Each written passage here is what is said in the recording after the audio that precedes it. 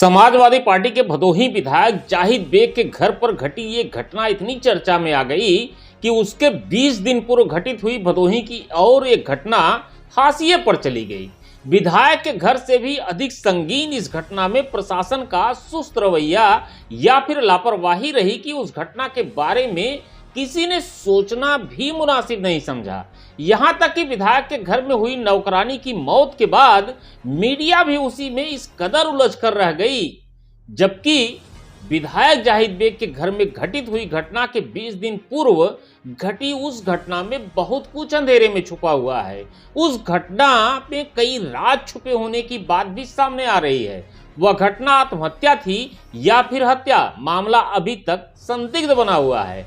ईसाई मिशनरी द्वारा संचालित करोड़ालय में भ्रष्टाचार की बू है, गरीबों के शोषण की गंध भी है, भ्रष्टाचार भी है, जमीन पर कथित अवैध कब्जा भी है, नाबालिग लड़की को प्रताड़ित करने का आरोप भी है। इस मामले को 1.5 महीने के बाद ह्यूमन टुडे ने जब आवाज उठाई तो जो बातें सामने निकल कर आई है वह चौंकाने वाली है। देखा जाए तो करोड़ालय का मामला विधायक जाहिद बेग के मामले से भी बड़ा था, लेकिन प्रशासन ने जितनी जल्दी उस मामले में दिखाई उतनी ही सक्रियता करोड़ालय के मामले में क्यों नहीं दिखाई, इसका जवाब भदोही पूछ रहा है। अब राज्य बाल संरक्षण आयोग के निर्देश पर जिलाधिकारी भदोही विशाल सिंह ने 3 सदस्यीय कमेटी बनाकर जांच के आदेश दिए हैं। ईसाई मिशनरी के जिन बिंदुओं पर जांच होनी है उसे सुनकर आप भी चौंके बिना नहीं रह सकते हैं।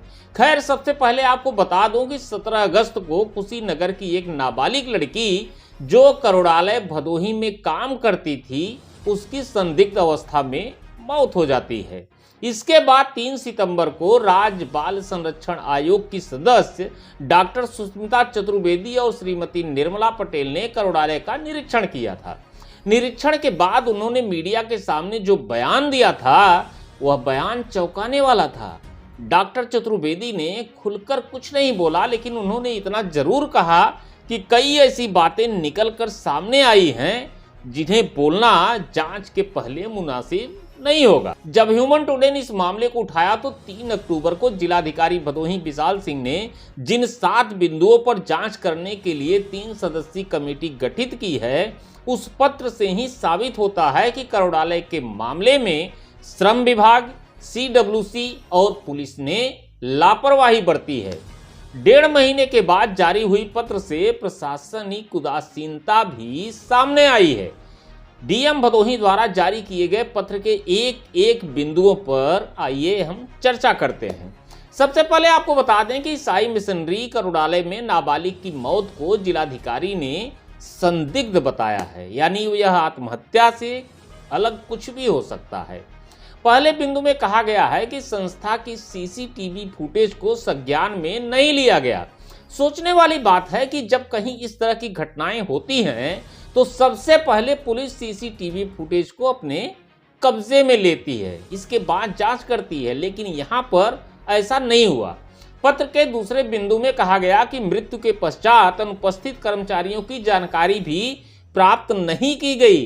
तीसरे बिंदु में साफ लिखा गया है कि संस्था की सिस्टर की भूमिका संदिग्ध दिखाई दे रही है, क्योंकि उसका नाम भदोही में निवेदिता और कुशीनगर में अंकिता बताया गया है।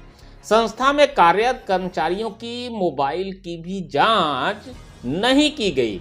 संस्था में कार्य कर रही एक और बालिका जिसका नाम अनुप्रिया तिर्की है, वह घटना के बाद से ही गायब है। वह कहाँ है उसकी भी जांच होनी चाहिए, लेकिन ऐसा अभी तक नहीं हुआ था। करोड़ालय संस्था द्वारा 25 स्वयं सहायता समूह चलाए जाते हैं, लेकिन सबका पासबुक संस्था की अलमारी में बंद मिला है, जिससे यह साबित होता है कि स्वयं सहायता समूहों का पैसा संस्था खुद हड़प कर लेती थी।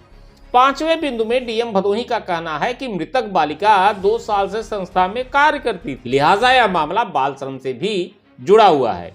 6ठे बिंदु में डीएम भदोही का कहना है कि संस्था से जो लोग काम छोड़कर गए हैं उनकी जांच करना और पता लगाना भी जरूरी है कि किस कारण से वो काम छोड़कर गए।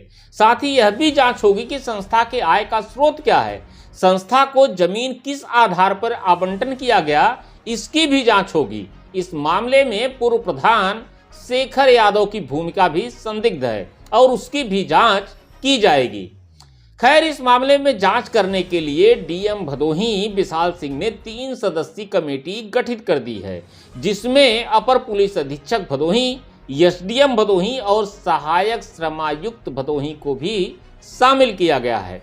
जांच के लिए डीएम भदोही ने जो पत्र जारी किया है उससे श्रम विभाग, सीडब्ल्यूसी और भदोही पुलिस की भूमिका भी उदासीन दिखाई दे रही है।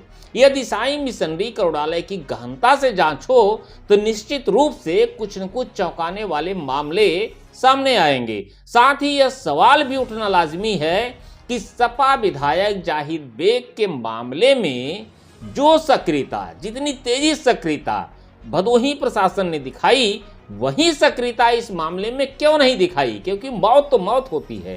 खैर, देर आए लेकिन दोस्त भी आकर ईसाई मिशनरी करोड़ालय के मामले में गहनता से जांच होनी चाहिए।